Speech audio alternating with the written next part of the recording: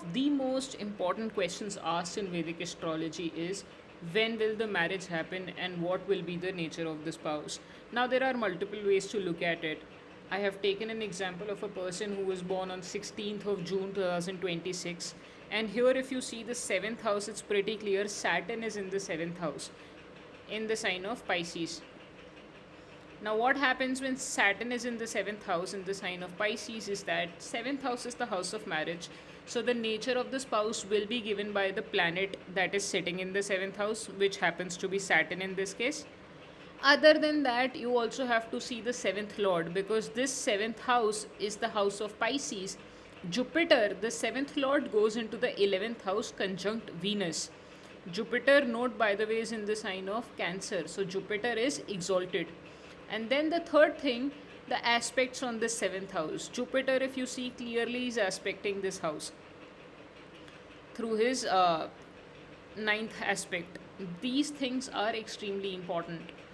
Now, Saturn, when is in the 7th house, Saturn tends to delay the marriage, because marriage is something that is written as a karmic thing in your life. So, marriage, 90% of the cases, Saturn in the 7th house, marriage will happen. Marriage will happen because there is some karma written with the spouse, but it will be delayed. You will be asked to mate for it. Whenever Saturn is in a particular house, Saturn asks you to wait for it. Saturn delays but hardly ever denies.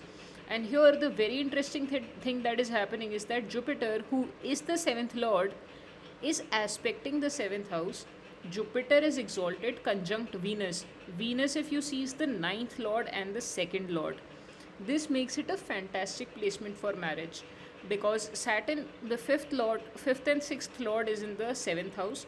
5th lord in the 7th house indicates marriage might be love marriage. This person is someone you would know. Although Saturn is also the 6th lord, so it drags the issue of conflict into the marriage as well. But 5th lord is a 7th house, in the 7th house, is a fairly good placement.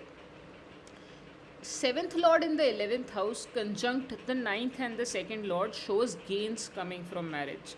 This marriage will increase gains and might happen through the social circle, because the 7th lord is in the 11th house. 11th house is the house of social circle, so it could indicate that you meet the spouse in a social setting through your friend circle or your professional circle.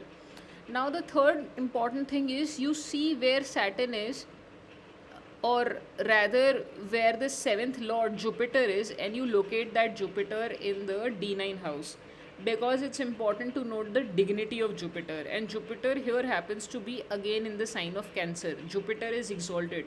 This is a fantastic placement for the married life of this particular person.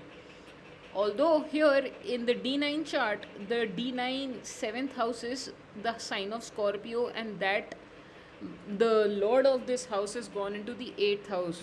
8th house carries the issues of inheritance, something sudden, transformative. So Mangal, Mars will also give in energies in the D9. Certainly, because the D9 7th house is being aspected by Mercury as well. I've made a separate video on how to read the D9 chart. But restricting this video to the nature of the spouse will be having characteristics of Saturn and Jupiter. Both of these mean the person might be older in age, the marriage might be slightly delayed, but when it comes, it might come in the form of a friend, someone from the professional or social circle, someone you already know, someone who also has characteristics of good knowledge, high knowledge, someone who is mature enough to deal with the responsibilities of marriage when it happens. So this is how, on the summary level, we read the nature of the spouse. That's it for this video. Let me know in the comments if you would want a particular topic or you have a particular question about this, and I'll get back to you. Thank you.